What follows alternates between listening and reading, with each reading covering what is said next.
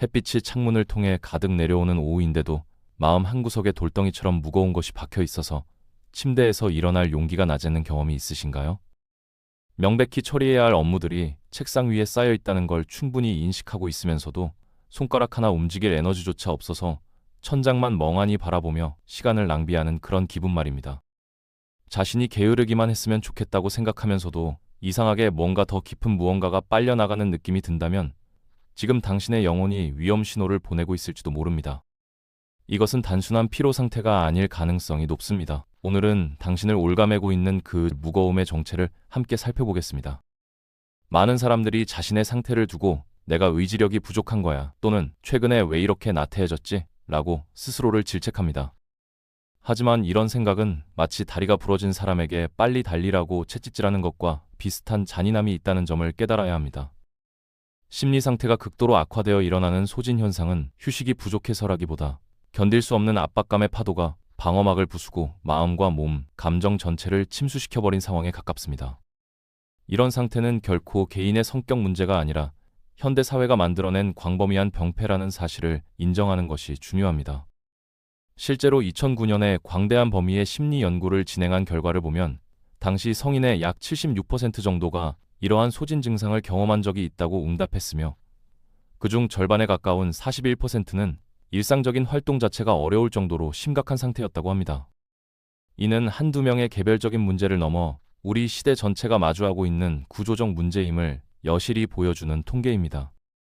그래서 우리는 현재의 상태가 개인의 게으름 때문인지 아니면 전문적인 치료와 관심이 필요한 상황인지를 정확히 구분할 필요가 있습니다. 먼저 주목해야 할 첫 번째 신호는 당신이 당신의 삶을 살고 있지 않은 것처럼 느껴지는 괴로운 경험입니다.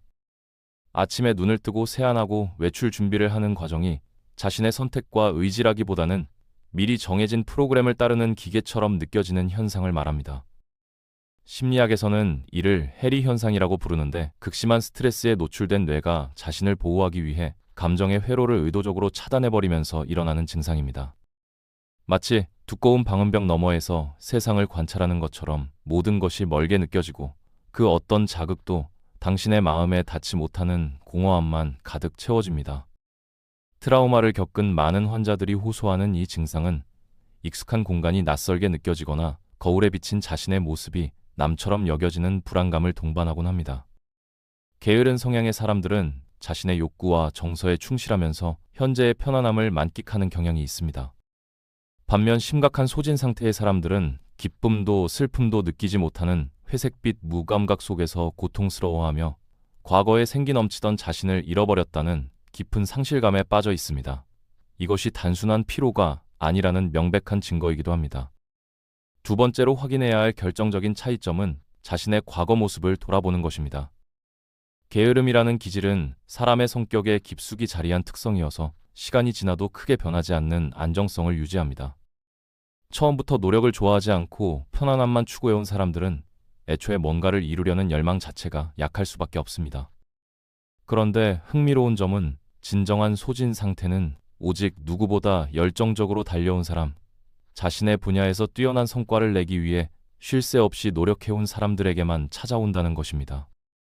과거에는 누군가 시키지 않아도 스스로 목표를 세우고 그것을 달성하는 과정에서 보람을 느꼈던 당신이 어느 시점부터 엔진이 꺼진 자동차처럼 움직임을 멈추고 어떤 의욕도 느끼지 못하고 있다면 이것은 당신이 변한 것이 아닙니다.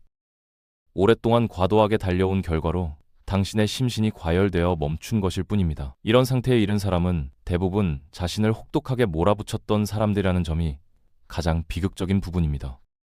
세 번째 신호는 이전에 즐거움을 주던 것들이 더 이상 아무런 감정도 불러일으키지 못한다는 점입니다. 주중에 열심히 일했으니 주말에는 반드시 시간을 내서 하던 취미 활동, 좋아하던 운동, 친구들과의 만남 같은 소소한 즐거움들이 이제는 힘들게 느껴지고 귀찮은 의무처럼 다가옵니다. 마음속 에너지 저장소가 완전히 비워져서 긍정적인 감정을 받아들일 수 없는 상태가 되었다는 신호입니다.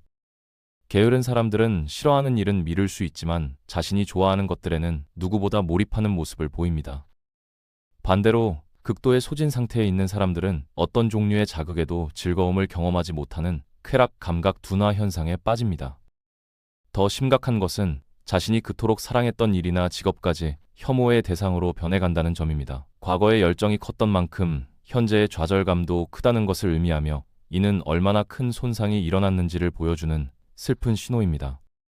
네 번째로 살펴볼 신호는 감정 조절이 원활하지 않아 사소한 일에도 과도하게 반응하는 자신을 발견하는 것입니다.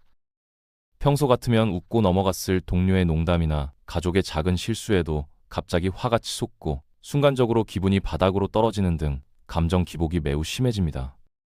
이런 현상은 당신의 뇌가 스트레스 처리 능력의 한계를 넘어섰다는 명확한 신호입니다. 반대로 원래부터 느긋하고 게으른 성향의 사람들은 주변 상황이 어떻게 변하든 크게 흔들리지 않는 경향이 있습니다. 그들은 스트레스 자체를 심각하게 받아들이지 않는 유연한 마음을 가지고 있기 때문입니다. 다만 소진된 사람들은 내부 에너지가 고갈되어 외부 자극을 흡수할 수 있는 보호막이 완전히 사라진 상태입니다. 때문에 작은 자극에도 신경이 날카로워지고 과민하게 반응하게 되며 나중에는 사소한 것에 과하게 반응한 자신을 또다시 자책하는 악순환에 갇히게 됩니다. 이것은 당신의 탓이 아니라 현재 상태의 필연적 결과일 뿐입니다. 다섯 번째 신호는 자신을 돌보는 가장 기초적인 행동들마저 외면하기 시작한다는 점입니다. 이는 심리적 고통이 신체 영역으로까지 확산되었음을 알리는 위험한 경고입니다. 식사를 제때 챙기지 않아 체중이 급격히 변하거나 밤새 잠을 이루지 못하고 낮에는 좀비처럼 멍해 있는 상태가 계속됩니다. 샤워를 하거나 옷을 갈아입는 것조차 높은 산을 오르는 것처럼 벅차게 느껴져 외모 관리를 완전히 포기하게 됩니다. 사회적 관계에서도 자신을 고립시키는 경향이 두드러지는데 사람들을 만나는 것 자체가 에너지 소모처럼 느껴져 모든 약속을 취소하고 방에만 머물게 됩니다. 게으른 사람들은 편안함을 추구해서 기본적인 일들을 미룰 수는 있지만 인간으로서의 기본 욕구까지 포기하지는 않습니다. 그런데 소진으로 인한 자기 방임은 생존 본능까지 위협받는 심각한 상태라는 것을 반드시 인지해야 합니다. 이 정도 단계에 이르면 개인의 의지로만은 회복이 거의 불가능합니다. 마지막 여섯 번째이자 가장 중요한 사실은 이 모든 변화가 갑작스럽게 나타나는 것이 아니라는 점입니다. 마치 끓는 물에 천천히 담겨가는 개구리처럼 점진적으로 조용히 진행되어 당사자도 정확한 시점을 파악하지 못하는 경우가 대부분입니다. 처음에는 약간의 피로감으로 시작되지만 시간이 흐르면서 저항할 수 없는 무기력감으로 변모하다가 결국에는 손 쓸 수 없는 지경에 도달합니다. 심리 전문가들의 연구 결과에 따르면 이러한 소진의 과정은 대략 5가지 단계를 거치게 됩니다. 처음 단계에서는 새로운 일에 대한 기대와 설렘으로 가득 차 에너지를 쏟아붓는 열정적인 시기입니다. 그러나 곧 현실의 벽에 부딪히면서 스트레스가 축적되기 시작하는 두 번째 단계로 진입합니다. 여기서 큰 문제가 발생합니다. 많은 사람들이 스트레스가 쌓이기 시작하는 이 시점에서 이미 집중력 저하와 업무 효율 감소를 경험하고 있음에도 이것을 단순한 일시적 부진으로 착각하고 오히려 자신을 더 강하게 채찍질한다는 것입니다. 쉬어야 할 시기에 더 밀어붙이는 악순환이 반복되는 것이죠. 만성적인 스트레스 단계에 접어들면 신체적 증상도 함께 나타나서 두통과 소화기 증상으로 고생하게 됩니다. 이를 무시하고 계속 달리다 보면 네 번째 단계인 진정한 소진 상태에 도달하면서 위에서 언급한 모든 증상들이 복합적으로 터져나오고 결국 일상생활 자체가 무너집니다. 이 상태마저 방치하면 다섯 번째 단계인 만성적 소진 상태가 되어버리는데 이 지경에 이르면 무기력이 성격처럼 고착되어 버려서 단순 휴식만으로는 회복이 불가능하고 반드시 전문 의료진의 개입이 필요합니다. 이 시점에서는 이미 우울증이나 불안장애 같은 정신건강 문제로 발전했을 확률이 매우 높습니다. 따라서 우리는 지금이라도 게으름이라는 이름 뒤에 숨겨진 진짜 정체를 직시해야 합니다. 당신을 자책하는 것을 멈추고 대신 자신의 현재 상태를 있는 그대로 바라보고 이해하는 용기가 필요합니다. 세상의 많은 사람들이 소진 상태를 약한 정신력의 증거나 노력 부족의 핑계로 오해하고 있지만 사실은 정반대입니다.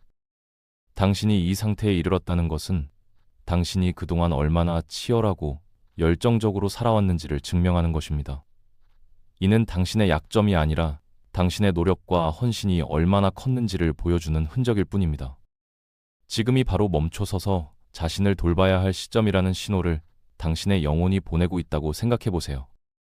이 신호를 무시하고 계속 달려간다면 회복 불가능한 지경까지 갈 수 있습니다.